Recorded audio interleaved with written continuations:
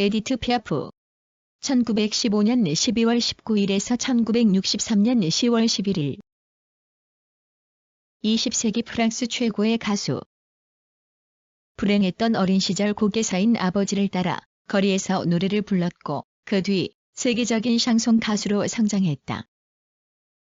그 누구보다 진실하고 격정적인 그녀의 노래는 그녀 자신의 지독한 외로움과 고통, 사랑의 기쁨과 상처가 녹아있기에 더욱 강력한 호소력을 갖는다. 에디트 피아프는 1915년 12월 19일 프랑스 파리의 가난한 노동자 구역인 베르빌에서 태어났다.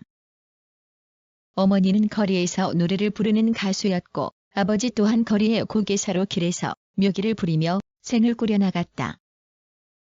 에디트는 태어나자마자 부모의 품에서 떠나 노르망디에서 유곽을 운영하는 친할머니에게 맡겨졌다. 가난 때문에 영양실조와 시력을 잃을 위기에까지 처할 정도로 에디트의 어린 시절은 불우했다. 그녀는 14세 때부터 아버지를 따라 장터와 거리에서 당시 유행하던 노래를 부르면서 자신의 재주와 뛰어난 목소리를 알렸다. 1935년 에디트의 나이 20세 때 파리의 피갈 거리에서 노래하다 우연히 카바레 제니스의 주인 루이 루플레의 눈에 띄었다.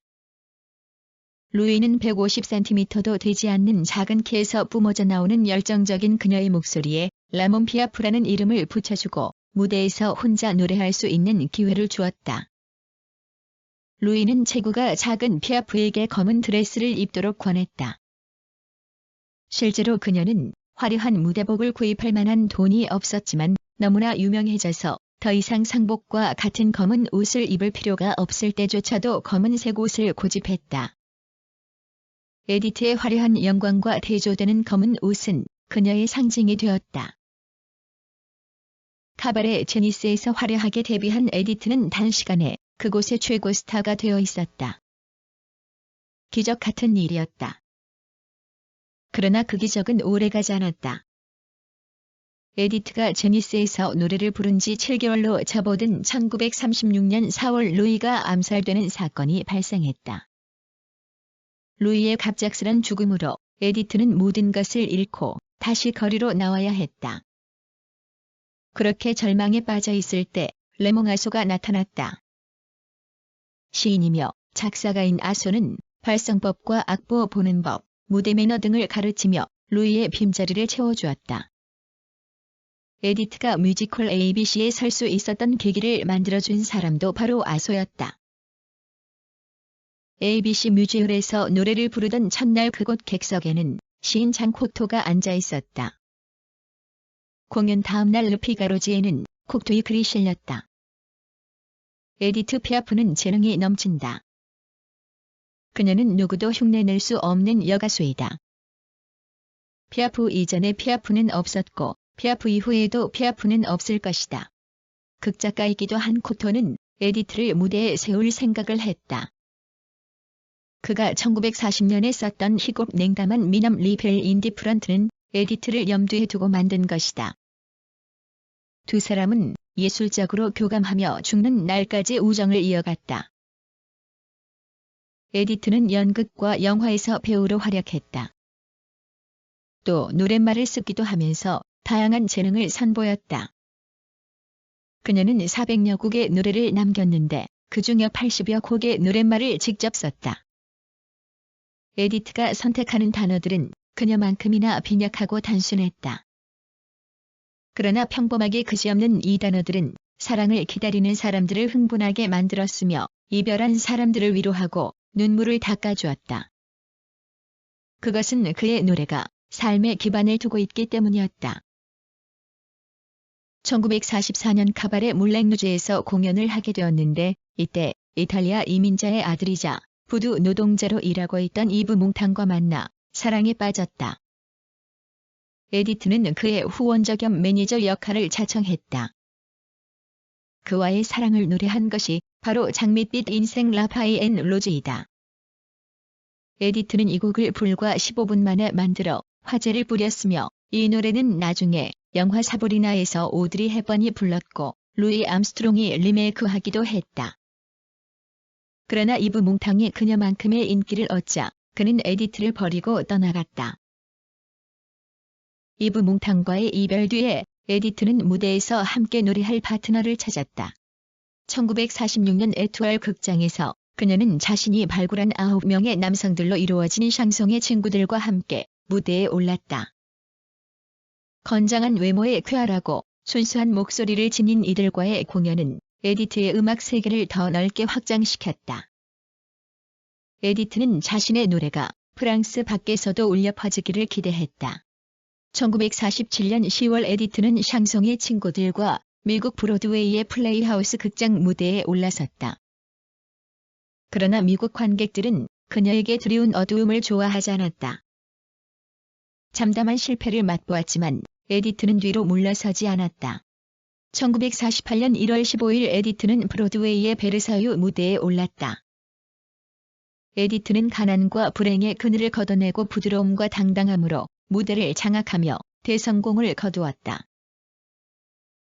에디트는 미국 공연 중 세계 미들급 챔피언 권투 선수인 마르셀 세르당과 운명적인 만남을 갖게 되었다.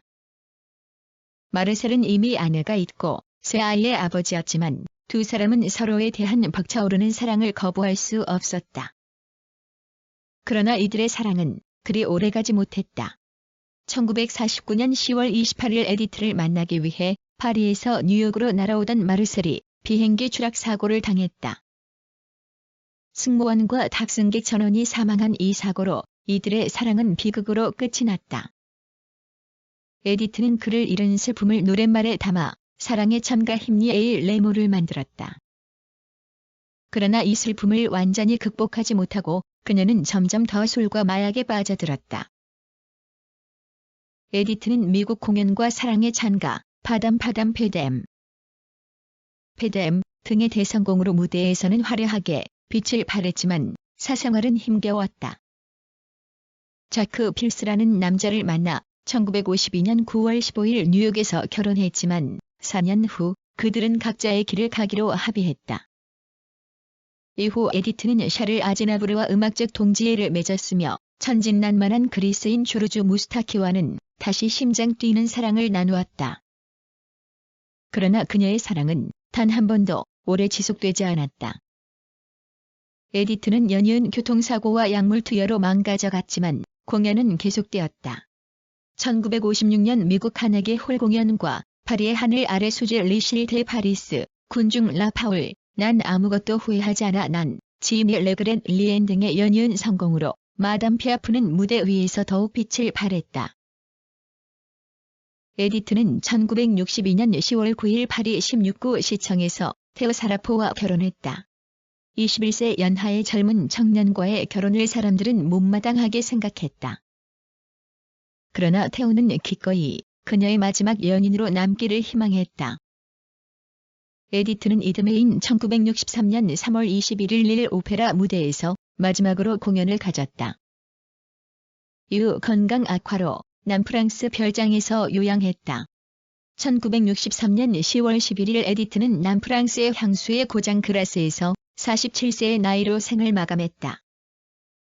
교회에서는 그녀의 이혼 경력을 들어 장례식을 거부했지만 페르라쉐즈 공동묘지에서 거행된 장례식엔 수만 명의 사람들이 모였다. 프랑스 파리 11구에 그녀를 기념하는 에디트 피아프 박물관이 있다. 대표곡으로 종의 아이들 레즈 몸지 데 라 클롯이 나의 외인 부대 병사 문 리전에어 나는 사랑과 함께 춤을 췄어 J.I. 댄스 어백 레모 장밋빛 인생 라파이 앤 로즈 세 번의 종소리 레지트와 클라치즈 사랑의 참가 힘니 에일 레모 파리의 기사 리 세벌리어 데 파리스 파담 페뎀 파리의 하늘 아래 수제 리실 데 파리스 아코디언 연주자 에러코디아니스트 군중 라파울 주인님 밀로드 난 아무것도 후회하지 않아 난 지미 레그렌 리엔 나의 하느님 몬타유 사랑은 해서 뭐에 쓸까? A 거의 커서틀 레모 등이 있다.